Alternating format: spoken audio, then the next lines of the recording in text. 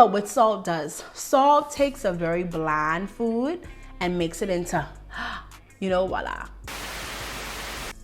So here is our spice rack. It covers the back part of the back door.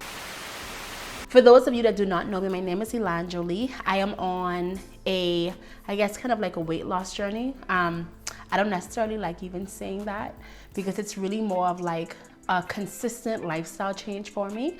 On the Starch Solution, I've been able to release about 61 pounds, which a lot of that I gained during my pregnancy. Now I'm kind of in at the halfway point where my goal is to release another 50 or 52 more pounds, but also focusing on just making sure that my skin looks better, I feel better, my overall health is improving, all of that good stuff. So let's go ahead and jump into our video. First thing I'll go ahead and talk about is appliances. I'll be 100% honest. I feel like the appliances is really what makes the transition from using a lot of oil to not using a lot of oil or any oil at all a lot easier. So for example, some of the biggest appliances I would recommend is non-stick pans. I have about 3 or 4 of those that I use and kind of rotate. My Dutch oven is a big one, as well as I have kind of like a little like saucepan.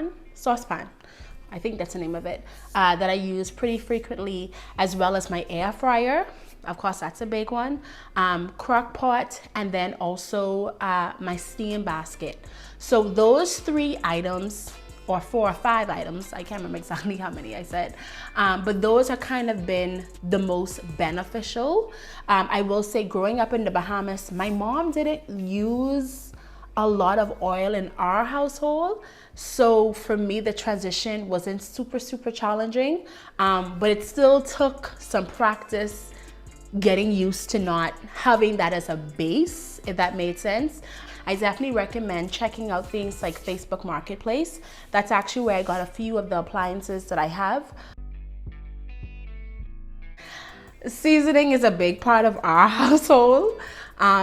I'll be honest, my husband is more of the person that does a lot of kind of that really good gourmet kind of cooking. I'm more like a wham, bam, bam, let's put it together. Because personally for me, like my day and my week can be so busy. Because like I said, I'm a speech language pathologist, and I have a 2-year-old son, and I actually have my own private practice. So all of those make my window for preparing my meals kind of limited. So I will say that when it comes to cooking, I do use a lot of seasoning, but my husband is kind of that main person. But honestly, seasoning is going to be your best friend. And one thing that I've noticed, even with my friends, like, guys, sometimes stepping outside of what you know can be the best thing ever. So for example, growing up in the Bahamas, I ate a lot of Bahamian food because that's all I kind of was raised on. Once I went to undergrad in New York, I went to get my bachelor's in upstate New York, I was like, oh man, Indian food, bomb. Or as I kind of moved to Howard for my graduate degree, that's where I was like, there's Ethiopian food, Filipino, Thai food, this, that. I'm like, oh, the possibilities are endless. So as I began to kind of expose myself more to all these different spices and ingredients and so forth, my spicing rack really expanded. And I'm going to show you guys some of the things that I like to buy and the things that I like to stock up on. I'm going to show you it right now. Okay, these are the spices that I get when I go to Atlanta. If any of you guys live in Atlanta, y'all know or may know that the Carb Farmers Market is where it's at.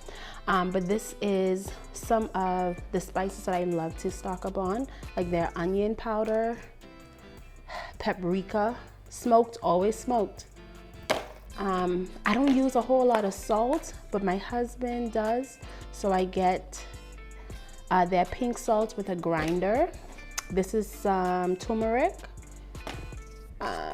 dried chives, garlic powder. And y'all, the good thing about their like powders or garlics or seasoning, it's like, it's really like a powder.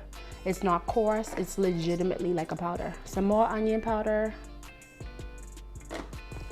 Which one is this? Apple pie spice. So I like to use this when I'm baking or in like my oatmeal or something like that, which is really, really good. More smoked paprika. This is Hungarian. Did I say that right? Paprika. Okay, now the third thing that I'm going to be talking about is your base. The easiest thing, in my opinion, that helps with that transition to oil-free cooking is what base are you going to use. Now, you know, your go-to thing may probably be, okay, let me just go ahead and use water with your non-stick pan. But you can also use things like water and tomato paste, if you're into that. You can use a base of milk, surprisingly. I actually cook with milk a whole lot. So, for example, if I'm making soup, that may go ahead and be my base that I kind of boil with my different seasoning and spices. So for example, diced, hopefully that is clear. This is a diced tomato, no salt added. That is very, very important. I definitely recommend that. You don't want to have anything that has too much salt in it, especially for us ladies during that time of the month. You may notice that you kind of bloat or gain more water weight, because of the salt. Sometimes salt bloats us up and all of these things. So for example, for me, 2 weeks before that time of the month, I will ease up off of the salt intake. But this is a really good brand. I got this from Publix. Also, as I mentioned, tomato paste. This is also a no salt added. I got this from Walmart. But there is an abundance of different bases that you can use to help you, and I feel like it's important to know what works for you. So for example, tomato paste or crushed tomatoes, or water or milk, whatever it may be, may not necessarily work for you. And my thing is, I think we kind of are quick to go after what somebody else is doing. You realize, I don't like this, but maybe experiment, do a little bit of trial and error and see what works best for you. So the fourth thing that I'm going to talk about is condiments. You know, your hot sauce, sugar-free, barbecue sauce, honey mustard, spicy mustard, whatever it is that works for you. I do want to mention that vegetables do produce their own liquid. So when it comes to base cooking, or what you're going to use for your base, you can also just use your vegetables and they produce their own water. So yeah, back to condiments. So for me personally, that's a huge thing. What am I putting on top of my food after it's done? I am definitely a hot sauce person, a huge hot sauce fan, but I've also come to respect things like salsa on top of my meals, or what else is a big thing for me?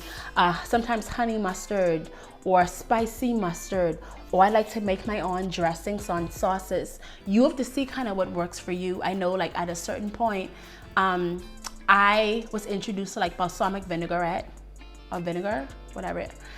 But personally for me, I'm gonna use that for certain things, but not necessarily on the regular, if that makes sense. But definitely condiments are going to be your best friend. Like I say, see what works for you and then go ahead and stock up on those things.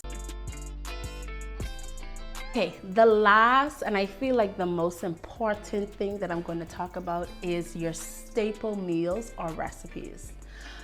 I feel like no matter what happens, I can always go kind of fall back on almost like my ride or dies, you know, like my go-to meals. What are my staple meals that I know for a fact it's gonna be good? You know, like if you go to a restaurant, or like if you're thinking about going to a restaurant, you kind of want to try something new, right? But you like, but I know Chipotle, they gonna be hitting. I know this meal gonna be good, but I want to try this restaurant. You know, you always want to have your ride or die in that pocket, so you know that no matter what, if I need something quick, this is what I can go to. If I need to reset for that week, this is where I can go to.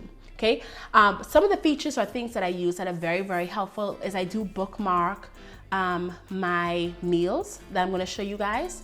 So for example, if I find good recipes online that I want to try or modify, I will add it to my cookbook on my phone. Which is a very, very simple feature that anybody can access, but that's been very, very helpful. That way you kind of have everything together versus having to kind of go ahead and search. The same thing can be used for your notes in your phone.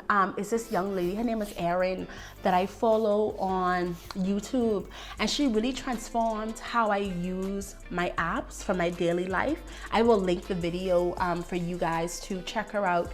But basically, when it comes to using your notes, you can actually have a folder in there for the Starch Solution, for example, that provides you with a kind of a breakdown or a list of your staple foods that you like to eat, as well as you can have the links. That's also been very, very helpful for me. So if I'm making a recipe or something like that, either I will go and check out the cookbook or I will go to my note options.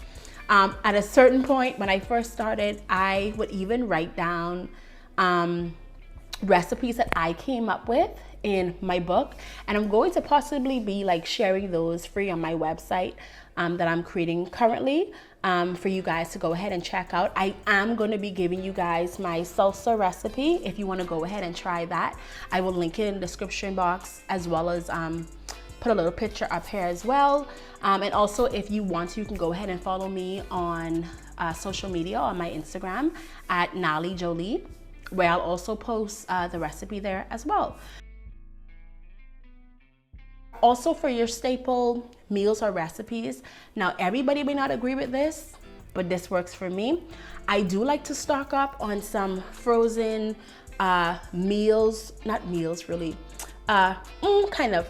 I like to stock up on like frozen dishes or kind of my go-to things that I can cook and then dilute it with vegetables. So for example, I go to Trader Joe's every blue moon because Trader Joe's and Whole Foods, I consider them to be a little bit more costly, whereas Walmart, that's in my budget. But every now and then I do like to go to Trader Joe's. I like to get there. They have like these quinoa bags and so forth that I love to get. And then I stock up on those and keep those in we have a deep freezer in our garage that my husband was so kind to organize this week actually. So that works for me with the frozen food. You have to start with practices that feel natural to you and that are sustainable. I think that really is the big thing. What is going to be the most sustainable for you? Are you going to just do these things and then, oh, they're going to fall away?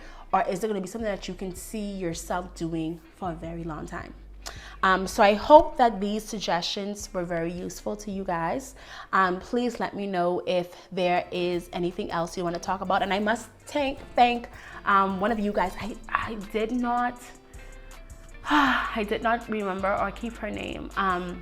But she's actually who recommended, she wanted to have a video like this. So I hope that this serves her very well. So yeah, I am going to be sharing a lot more of who I am because I realized that the Starch Solution, it's a part of me, but it's kind of a smaller part of me because I am so many other things in regards to like, I like to make my own natural products. My home is a toxic-free environment, all of that. So I'm gonna be sharing more of who I am on this channel in the next upcoming weeks. But until then, I'm sending you guys an abundance of love, support, positivity, high vibrations, manifestations, all of that good stuff. Until next time, bye.